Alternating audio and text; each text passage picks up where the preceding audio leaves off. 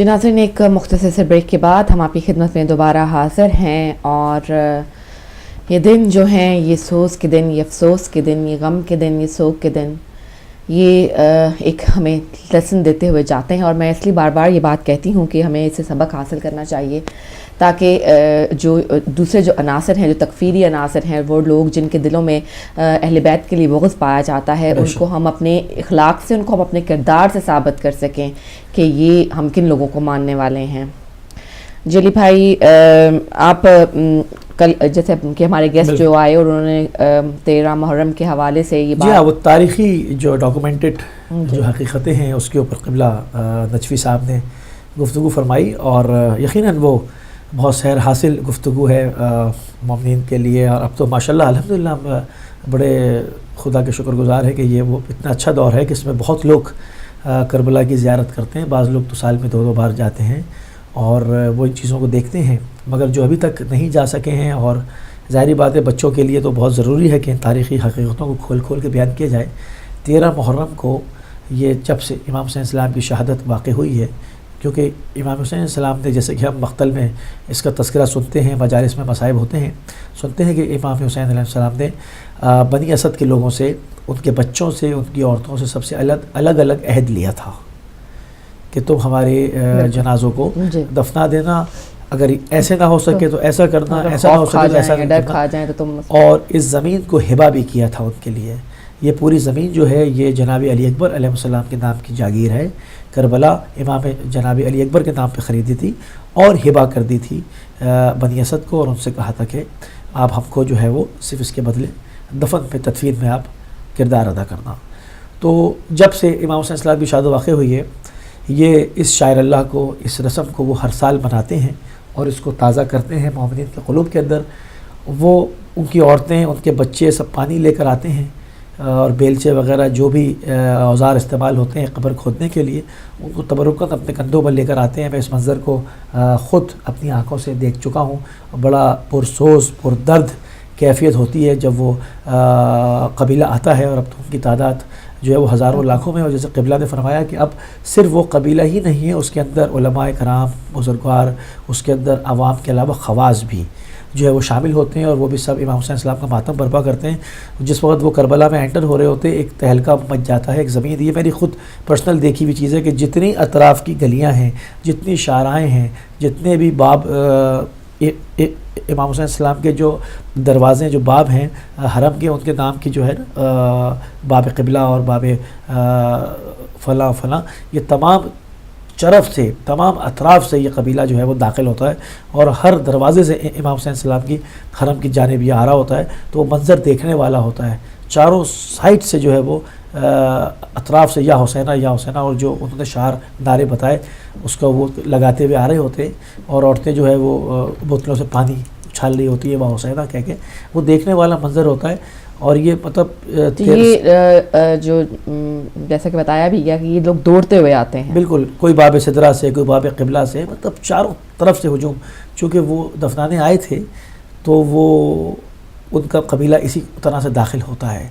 वह हुसैना की सदाएँ लग रही होती हैं। वो बड़ा रिक्कत वाला मंज़र होता है, बड़ा गिरिए में, यानी ये समझ लें कि करबला उस वक़्त हिल रही होती है और सोग में डूब जाती है जब वो हाज़िर होते हैं, और उसके अंदर जो वावेला होती है, जो मातम होता है, वो देखने वाला होता है। तो उन तमाम चीज़ों को हमने जो है वो कोशिश की आज अपने नाज़रीन की खिदमत में पेश करने की, कि उन तस्वीर को, उन तमाम चीज़ों को, और उसके ऊपर क़िबला से हमने बात भी की। उन्होंने ख़ुद भी उन्होंने कहा कि मैं 11-12 साल से हूँ और अपनी इन आँखों से इन मनाज़िर को देखता हूँ। और जब से सद्दाम लईन तागूत जहन्नम वासिल हुआ है, उसके बाद से तो और पाबंदी में कमी आ गई, वरना उसने अपने ज़माने में गंज हेलीकॉप्टरों से फायरिंग कराई कबीले के ऊपर। मुतअद्दिद लोग शहीद होते जाते थे और कबीला आगे बढ़ता जाता था। ये लोग, मतलब आपको पता है कि वहाँ कबीलों की तारीख़ है, वो किसी चीज़ पे कॉम्प्रोमाइज़ नहीं करते, हज़ारों जाने देते हैं मगर काम पूरा करते हैं, जो का तरीक़ाकार है। उसके जाने के बाद ये मामला खुल गया और इराक़ के तूल और अतराफ़ से, मुख्तलिफ़ शहरों से, बिल्कुल, चूँकि कबीला बनी असद के सरदार इमाम हुसैन सलाम के ऊपर फ़िदा हुए जनाब हबीब इब्न मज़ाहिर अल असदी, वो कबीला बनी असद के सरदार थे। तो वो अपने सरदार के पास भी आते हैं, अब अब्दुल्ला के पास भी आते हैं। तो वो पूरे इराक़ में जहाँ जहाँ पर भी बनी असद के लोग हैं वो जमा होते हैं करबला के बाहर, और वहाँ से वो हरकत करते हैं अब अब्दुल्ला के अलैहिस्सलाम की हरम में मुतहर की जानिब। तो क़यामत अंगेज़ मनाज़िर होते हैं।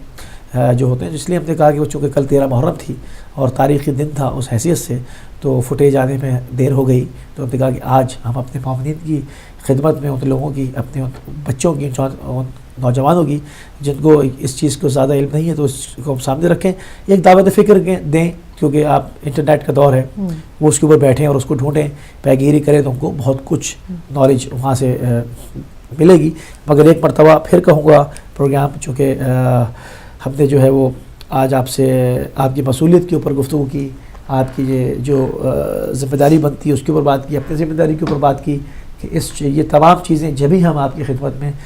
بہتر سے بہتر جو ہے وہ انداز میں پیش کر سکتے ہیں جب ہمارے چراغ کو اسموتھلی جو ہے وہ جلتا رہے، اس کے اندر، اس کی لو کے اندر جو ہے وہ پھڑپڑاہٹ پیدا نہ ہو۔ اور ٹی وی ایک ایسا میڈیا ہے جس کے لیے آپ کو کسی انٹرنیٹ کی کسی جو ہے جس طرح سے آپ کو انٹرنیٹ پہ جانے کے لیے لفظ بھی ڈالنے پڑتے ہیں اور ورڈز بھی لکھنے پڑتے ہیں، سرچ بھی کرنی پڑتی ہے، اس کی بھی ضرورت نہیں ہے۔ آپ اپنے گھر کے صوفے پر آپ چائے پیتے ہوئے، آپ کھانا کھاتے ہوئے، آپ آرام کرتے ہوئے آپ عبادت کر رہے ہیں۔ ہر مناسبت سے آپ کے لیے علم کے بے بہا خزانوں کے منہ کھولتا ہے۔ اور بلکہ مجھے ایک چیز اور بڑی اچھی یاد آ گئی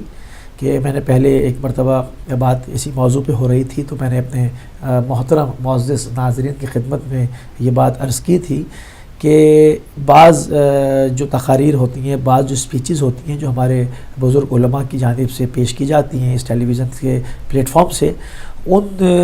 وہ جہاں سے اس کو نچوڑتے ہیں اور اس کی عرق ریزی کرتے ہیں اور اس کا عرق نکال کر لاتے ہیں، ان کتابوں تک عام عوام الناس کی پہنچ نہیں ہوتی،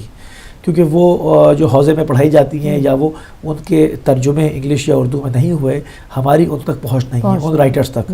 یہ علماء ان کتابوں کو منگاتے ہیں، ان کے اندر سے اس کا عرق نکال کر، کہنے کو 1 گھنٹے کی اسپیچ ہوتی ہے مگر وہ کئی 100 کتابوں کا عرق ہوتا ہے، اس کا جوس ہوتا ہے جو آپ کی خدمت میں پیش کر دیتے ہیں یوں۔ تو ان چیزوں کو اپنی ذمہ داری سمجھیں خدا را کہ اس کو جو ہے وہ یہ عام باتیں نہیں ہیں، ایک انسان کی حوزے تک پہنچ نہیں ہے، ان درس خارج تک کا اس کو ماحول نہیں پتہ، وہ ان تمام مباحث کو آپ کے گھروں تک بآسانی فراہم کر دیتے ہیں۔ تو اس میں ہم خدا کا 100,000 مرتبہ، لاکھ مرتبہ شکر بھی ادا نہ